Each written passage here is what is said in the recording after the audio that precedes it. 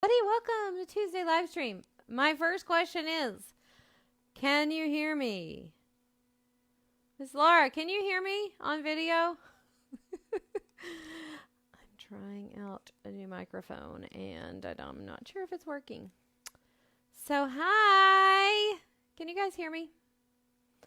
Tell me. Before I start, because I will start over if you cannot hear me.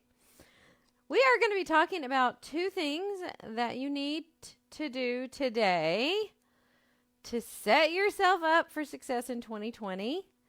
Both letters start with F. It's not that kind of F word. It's a good kind of F word. Can everybody hear me, though?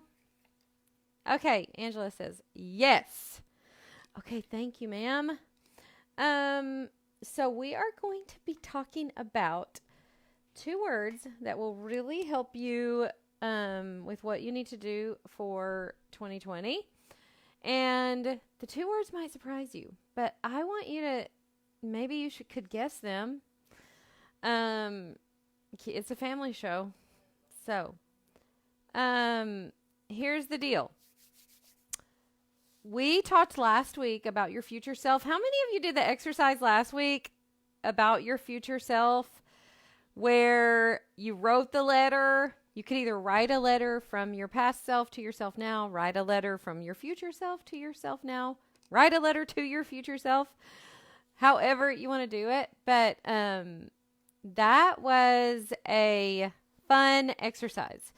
I got so much feedback about it. So I wanted this week to talk about, so we've got some things that we want to do for our future self. So this week I want to talk about a couple of things that you must do in order to make the things that you want for your future self, in order to make that happen. So, welcome to my live stream. I'm Dr. Edie Wadsworth. I am a faith and lifestyle blogger. I'm creator of a Life Mentoring School. So if you're not in Life Mentoring School, get on our waiting list, lifementoringschool.com. It's my monthly coaching program where we dive deep into the topics that we talk about here, and we do homework and we learn together, and I coach you. It's so much fun. It's really one of my favorite things that I've ever created. So anyways, we're so glad that you're here, but we are going to talk about two things that you need to focus. There was one of my words.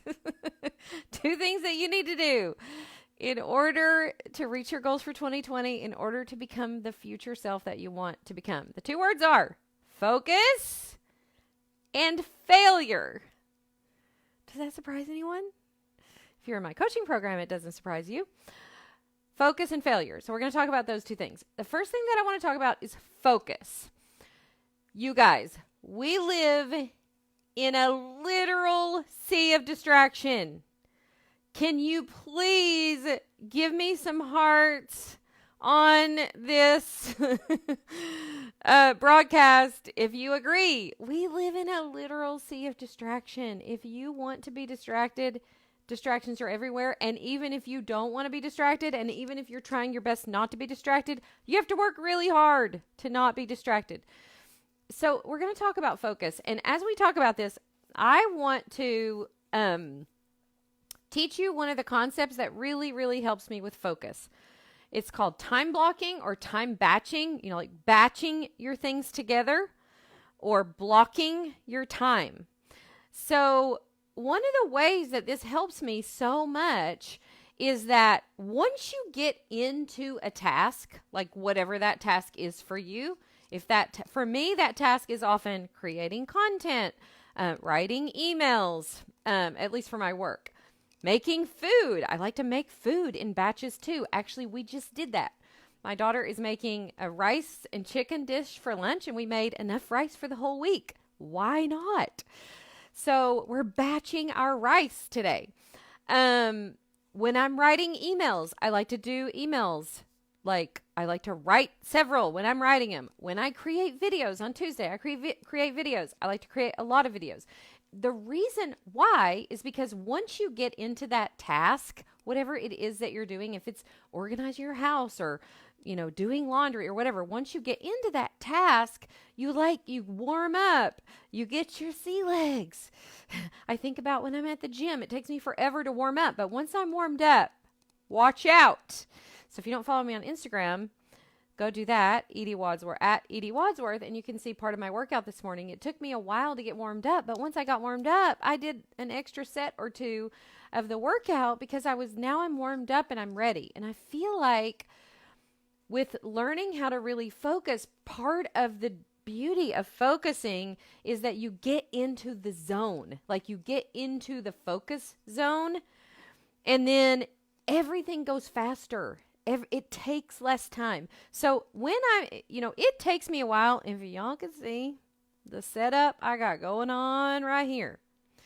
It's a lot. There's lights, there's video, there's a regular camera. Like there's a lot happening right here. Now, when I set all this up, I want to film several videos, I don't want to set all this up and do one video and then break it all down and then tomorrow set it all up and do one video. No, while I've got it all here and ready, it's kind of like batch cooking. I want to do it all at one time. So that will really help. Are you blocking or batching your items together? One of the things that I do, so I have my bullet journal handy because I was just re-recording a bullet journaling video. I will let you know when that's ready.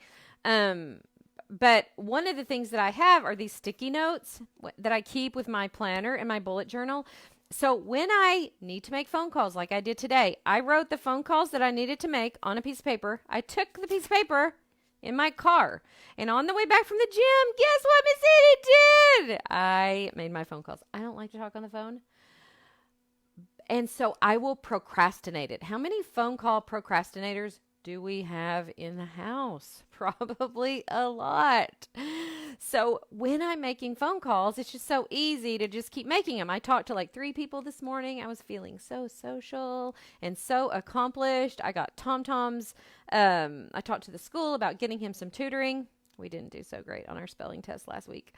And he doesn't love practicing with me. So anyways, all that to say, batch like activities.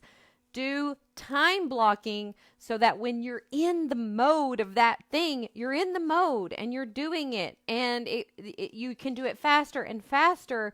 I'm telling you, this will skyrocket your productivity if you can teach yourself to do it. The other, kind of on the opposite side of that, when I'm home in the afternoons with Thomas and it's Thomas time and it's family time and it's house time, then I love really focusing there too. Like, let's really enjoy it. Let's really focus on what he's doing, or, how can I be present for my family? How can I really, really enjoy it? How can I think about him and ways that I could make his life easier or better? Or, you know what I'm saying? Like, really focusing on what you're focusing on. So, when it's family block, when it's that block of time, then that's what I'm really focused on. And I'm thinking about my house and how could it be organized better and what could I speed clean really quick. So batching your things together, blocking your time really will help your focus, because a lot of times if you're just going to, randomly do one thing that takes a significant amount of concentration and focus, it's hard to get into the mode of doing that. It takes me a while to warm up. Like if I'm doing some serious writing, then it takes me a little while to get warmed up. I don't want to do that for 10 minutes and then move on to something else. So I want to stay in the zone. So can I get an amen if that rings true? Like if you realize there are things that I could do together that would give me momentum in that area and really give me a chance to focus on it. Because I just find that for myself, if I'm not careful, I'm so easily distracted. I love all the rabbit holes. I am such a squirrel at heart, and I love shiny things, and I can get sucked down every rabbit hole. So if I just say to myself, for this 2 hours, this is what I'm doing. Now, in the mornings for me, I have a block of time from 5 to 7 a.m. I am kicking it from 5 to 7 a.m., y'all. I'm getting so much work done. Part of the reason why I'm getting so much work done is because it's quiet and nobody else is up. Second reason is because I'm just doing similar tasks. So I'm doing some writing, I'm creating posts, I'm planning my time and planning my day. And I feel like that 2 hours is just golden for me. It's so golden.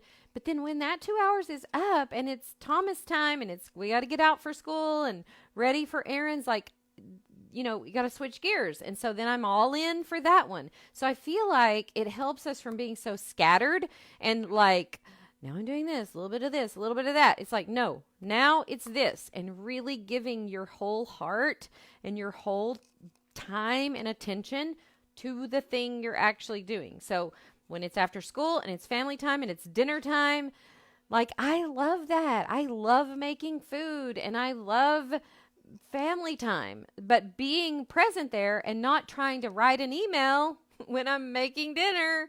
Listen, chicken thighs need your full attention, y'all. So getting to the point where you can like, okay, now I'm doing this. Okay, now this is done. Now I'm doing this. Now this is done. I feel like it allows me, people ask me all the time, how do you get so much done? That's how.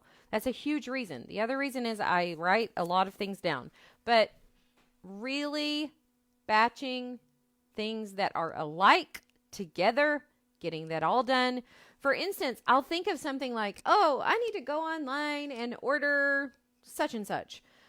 I won't do it right then, but I'll write it down. Like I'll put that on my online list. Like I need to go online and do this. But if I stop every second that I think of something and then do that thing, it just takes a lot of time with the transitions. But if I have 5 things that I need to do online, okay, I need to go order this, I need to go check on this, I need to go answer this, then I can just get all those done so fast. So I feel like it just allows me to work faster and more productive not so that I can be a workaholic, you guys, so that when it's 3:30 and I need to change gears, I can. Like I feel like, yeah, I worked really hard during whatever time that I was working. I can now relax and hang out with the fam or make dinner or sit on my biomat or whatever. So it's not so that I can just keep working all day. It's so that I don't, so that I have time for all the different things, so that I can sit down and knit or sit down and read a book. And I don't feel guilty because I worked like crazy during those 3 hours that I was actually working. So does that make sense? Let me know if that makes sense. So that is I feel like it's really one of my secrets to accomplishing what I want to accomplish with my life, to really getting the most done in the shortest amount of time.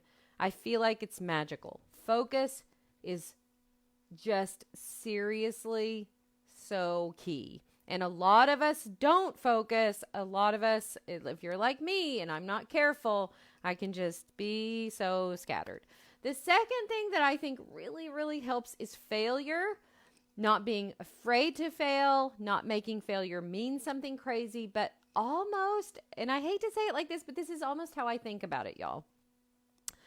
I look at some of the big things that I want to accomplish this year, and it kind of scares me. I'm not gonna lie. It kind of scares me. One of them is to run a half marathon. I have a torn ACL. Running a half marathon feels scary. Why would I say that in public, that that's one of my goals? Because it gives me some accountability, and because if I don't do it, I know that I can trust myself with that failure. I know that I'm not going to make it mean something crazy or I'm a terrible person or whatever. I can trust myself. One of the keys to getting what you really want in your life is being willing to feel the negative feelings that come with failure. Failure just means you get to feel icky for a little while. Like, I said I was going to do that and I didn't. So it's just an icky feeling. And being willing to trust yourself with an icky feeling will allow you to have amazing things and do amazing things in your life because you're willing to fail. So when I fail at something, I go, there we go. That means I'm out there. That means I was willing to put myself out there. That means I was willing to try something that didn't work.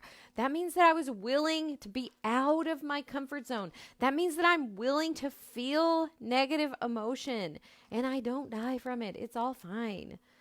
So, really, the willingness to fail is so huge because so many people that I talk to and so many people in my coaching program are hamstrung by fear.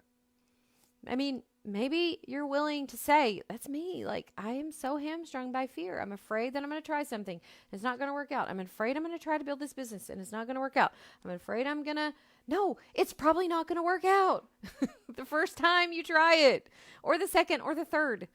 But the 12th time is magic, or whatever your magic number is, and just being willing, like almost anticipating the failure as a way to know that you're doing something. Now, here's one way that I have been able to reframe this in my own life. So, as you know, if you're on my email list, I send emails on Tuesday. So, before I did all this mindset work about failure, I was always a little bit scared to send emails. You know why? Because people unsubscribe. And as soon as I would send an email, so I do all this, like make myself vulnerable, tell a story, like send an email, and then the first 20 emails that I get back are people unsubscribing. They're like, no, not going to read that. No, don't care about that. And it used to so get in my head because sometimes the email would be like something really personal, maybe about Thomas or about my marriage or about one of my kids or whatever. And I would take it so personal. I'd be like, oh my gosh, it's just dumb. But I'm just telling you that this is how I had to do the work on myself. Here's what I do now. I write the email and I'm like, I hope at least 20 or 30 people unsubscribe because first of all, they're probably not my people. If they don't want to hear little stories about Thomas or how I'm struggling in my life or what win I had or something that could help them, it's probably not my people. Second is, it means I'm writing emails because you know what I used to do? Not write emails. That was my answer. I don't want to get unsubscribes. So my answer is to not write emails. Guess who gets helped when I shut up and don't do what I'm supposed to do with my life? 0 peoples. But guess what happens when I put myself out there? Yes, Miss Susan, in the arena. I posted that today, and it's so true. It's the critic. It's the person that's not in the arena, that's not putting themselves out there, that's not fighting every day, that can just sit back and go, hey, you're doing it all wrong. Well, easy for you to say because you're not in the arena doing it. If you're in the arena doing it, your face is going to get dirty and marred and bloody, and people are going to unsubscribe from your life, okay? And that is good because that means you're doing it. So that's what I make it mean now when I get 20 emails right after I send mine and I get 20 people that unsubscribe. I'm like, yay me. That means I was doing my work, right? So if I don't do my work, nobody criticizes my work. When I do my work, people criticize and people unsubscribe. That is fine. So are you willing to reframe what that failure means? The failure means you're doing it. Yay for you. It means you're doing it. Okay, so can you really teach yourself how to focus? Can you create these sacred little time batches or time blocks that allow you to do what you really want to do with your life? And can you, once you start doing what you want to do with your life and what you're called to do with your life, can you reframe what it means when you fail or when people don't like it or when you feel rejection or when you feel like all of that work for nothing? No, not all that work for nothing. All that work so that you can gain confidence toward doing your work, right? So you have to be in charge of what you make that mean. So today I didn't get my email sent before this live stream, so I'll be sending it this afternoon. If you're not on my email list, you should get on there. There's lots of different ways to get on there. You can go to yourbestbeautifulyear.com and you can get on there. There's lots of different ways, but I'll send that email this afternoon, and I will do it with, listen, you guys, when I create something for you, I do it with so much love. I will send that email with all my heart. I will pour myself into it. I will send it with love. I will give you something that I think will help you. I will offer you something that I think might be good for you. And if a bunch of people don't like it, I will know that I've done my job. I will know. That means I pressed send. That means I did my work in the world. Because if I didn't do my work in the world, nobody unsubscribes. Yeah. But that also means I didn't offer anything to anybody. So I want you to reframe what failure means. It will look different for you. But I want you to reframe it, and I want you to really do those two things this year, this month, this week, today. Focus and failure. Can you create pockets of focus? And can you reframe what it means when you fail? If you can do those two things, it's going to be a good year. I'm so excited. So excited about what is possible for all of us when we are willing to do that. All right, you guys, thank you so much for joining. Please share this broadcast. If you feel like this is something that helped you, please share it with your friends. Thank you so much for doing so. Thank you for being here. Hope you have a great day. If you're not following me on Instagram, you should. You can just kind of follow me through my day. I'll show you little pockets of focus, and I'll show you little failures even. I'll show you all the unsubscribes that I get today. How about that? That's at Edie Wadsworth on Instagram. Love you guys. See you soon. Bye.